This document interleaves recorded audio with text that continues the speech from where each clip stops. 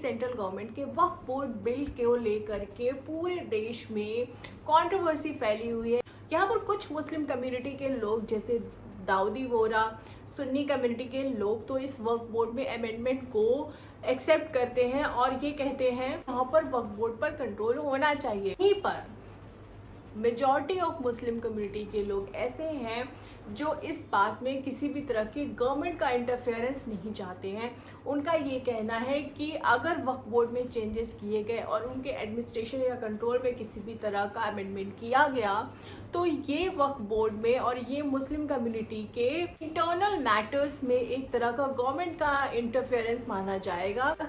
और क्योंकि कॉन्स्टिट्यूशन में भी रिलीजियस फ्रीडम प्रोवाइड की गई है हर एक कम्युनिटी को, वो अपने रिलीजियस अफेयर को मैनेज करने के लिए, अपने रिलीजियस प्रोपगेशन को मैनेज करने के लिए प्रॉपर्टी को अलग अलग तरीके से मैनेज कर सकते हैं।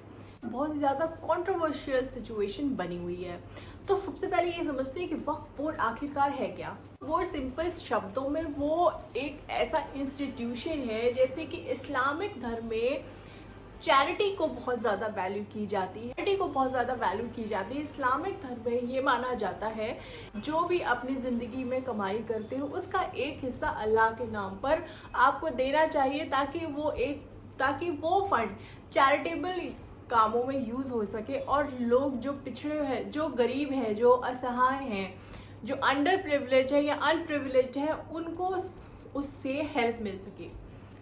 तो यहाँ पर वक्फ बोर्ड का काम भी यही है। अगर कोई भी इंडिविजुअल ये डिसाइड करता है कि वो अपनी प्रॉपर्टी का कुछ हिस्सा या पूरी की पूरी प्रॉपर्टी को वक्फ बोर्ड को देना चाहता है या वक्फ करना चाहता है तो वो कहलाता है वाकिफ। वो प्रॉपर्टी जो चैरिटेबल पर्पस के लिए वाकिफ डोनेट करेगा उसको कहा जाता है वक्फ। यहाँ पर एक कॉन्ट्रैक्ट काइंड ऑफ होता है चैरिटी करने वाले में, डोनेशन करने वाले और डोनेशन लेने वालों के बीच में, और ये जो डोनेशन ली जाती है उन्हीं को मैनेज करता है वक्फ बोर्ड।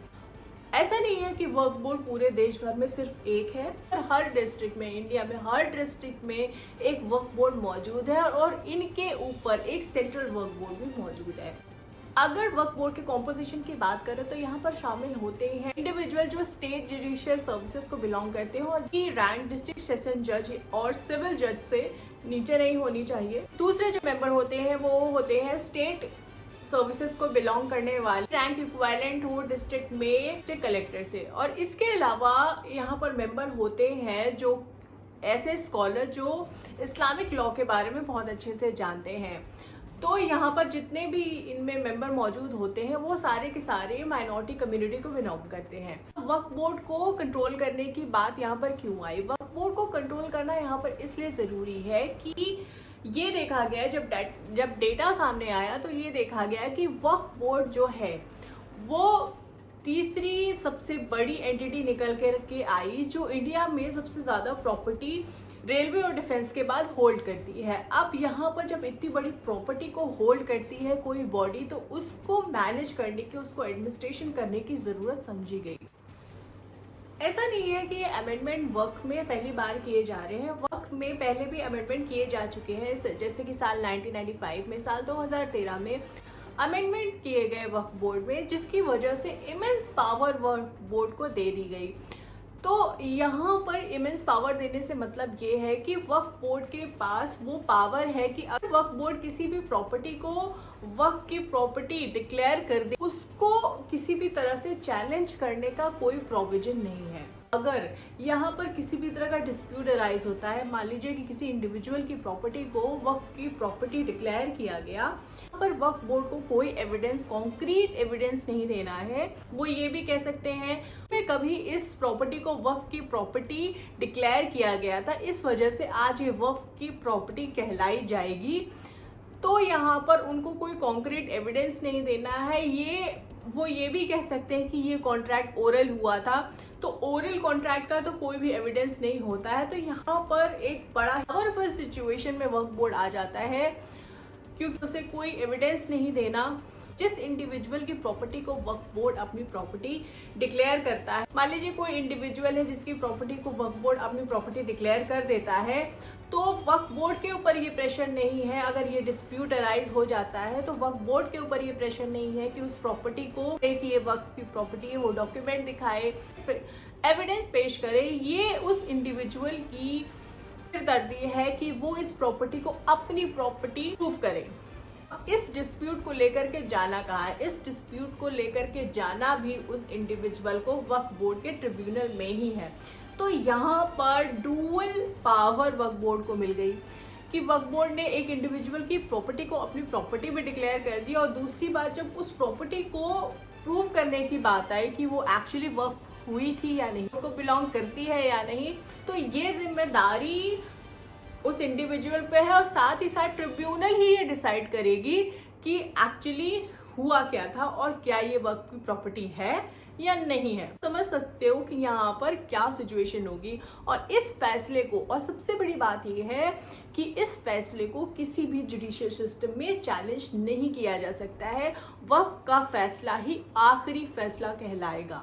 एक तरह से वक्फ बोर्ड एक बहुत ही ज्यादा पावरफुल एंटिटी निकल के आती है, जो चैरिटेबल पर्पज से किसी भी प्रॉपर्टी को वक्फ की प्रॉपर्टी बता करके डिक्लेयर कर सकती है, वक्फ बोर्ड को बिलोंग कर सकती है। वक्फ बोर्ड को चेंज करने की बात गवर्नमेंट में कहाँ से आई? क्योंकि वक्फ बोर्ड में बहुत ज्यादा डिस्प्यूट दिखाई दिए। क्योंकि वक्फ बोर्ड को ये पावर इसलिए दी गई थी कि कोई भी रिलीजियस या चैरिटेबल पर्पस से अगर कोई अपनी प्रॉपर्टी डोनेट करना चाहता है तो वो डोनेट कर सकता है, लेकिन इन प्रॉपर्टीज को सिर्फ लोगों की भलाई के लिए यूज किया जा सकता है। जैसे कि लोगों के लिए रेस्ट रूम बनाए जा सकते हैं, हॉस्पिटल्स बनाए जा सकते हैं, मस्जिद बनाई जा सकती है, एजुकेशनल इंस्टीट्यूशंस बनाए जा सकते हैं।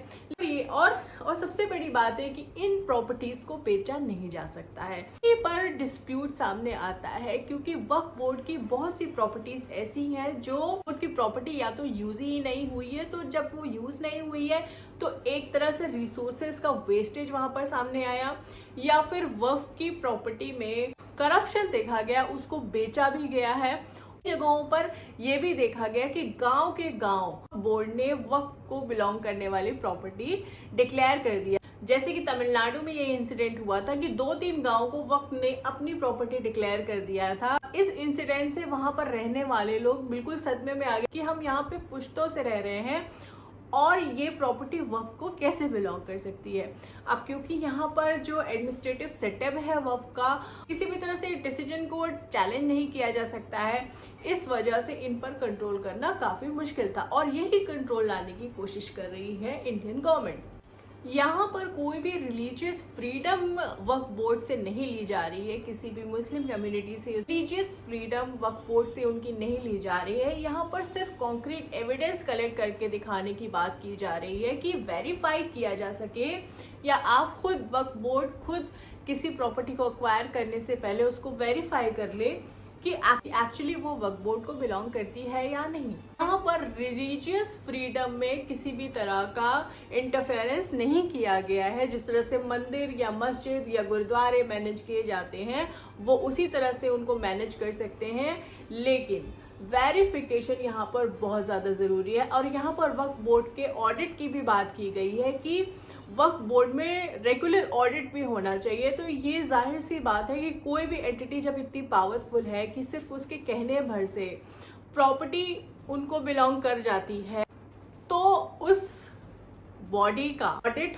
होना बेहद जरूरी है, ताकि ये चेक किया जा सके कि यहाँ पर कोई लूप होल तो नहीं है, कि इससे कोई इंडिविजुअल सफर तो नहीं कर रहा है। सिर्फ ये वक्फ बोर्ड सिर्फ इंडिया में ही मौजूद नहीं है, ये दुनिया के और भी देशों में जो मुस्लिम रिलीजन को फॉलो करते हैं, इस्लामिक लॉ को फॉलो करते हैं, वहां पर भी वक्फ बोर्ड मौजूद है। और टाइम टू टाइम वहां पर भी चेंजेस किए गए हैं, जैसे कि टर्की और सऊदी अरेबिया में भी वक्फ बोर्ड मौजूद है। वहां पर मूवेबल और इमूवेबल प्रॉपर्टी को ही वक्फ में नहीं शामिल करते हैं, वो कैश को भी बोर्ड में शामिल करते हैं। उनका कहना ये है कि किसी के पास प्रॉपर्टी मौजूद नहीं होती है, हर कोई इतना केपेबल नहीं होता है कि प्रॉपर्टी को रिलीजियस पर्पज से डोनेट कर सके।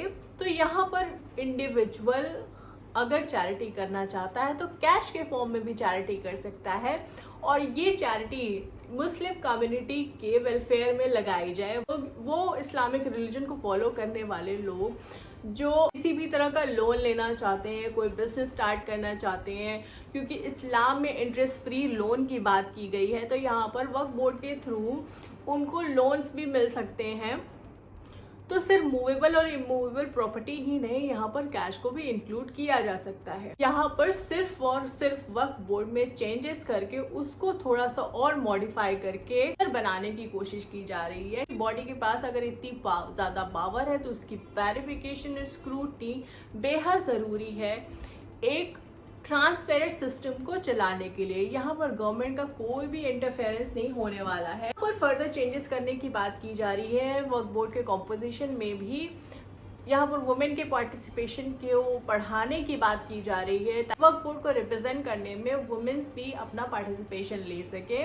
इसके अलावा वक्फ बोर्ड के जो मेंबर हैं उनको पब्लिक सर्वेंट का स्टेटस मिला हुआ है, इस वजह से यहाँ पर नॉन मुस्लिम को भी ऐड करने की बात की जा रही है, क्योंकि पब्लिक एम्प्लॉयमेंट किसी भी रिलीजन के बेस पर नहीं हो सकता है। तो यहाँ पर वक्फ बोर्ड में मुस्लिम के साथ साथ नॉन मुस्लिम मेंबर को भी ऐड करने की बात की जा रही है। उनको अपनी प्रॉपर्टी को वक्फ की प्रॉपर्टी डिक्लेयर करने से पहले प्रॉपर स्क्रूटनी की जरूरत है। यहाँ पर डिस्ट्रिक्ट मजिस्ट्रेट को पावर दी जा सकती है ताकि वो इस स्क्रूटनी को इफिशिएंट तरीके से कर सके। तो ये सारे चेंजेस वक्फ बोर्ड में किए जा रहे हैं ताकि वक्फ बोर्ड बेटर एंटिटी एक निकल के आए और जो रिलीजियस पर्पस के लिए वो प्रॉपर्टी को एक्वायर करते हैं उनको चैरिटेबल और रिलीजियस पर्पस के लिए यूज कर सके, उन नीडी लोगों के लिए जिनको इसकी दरकार है।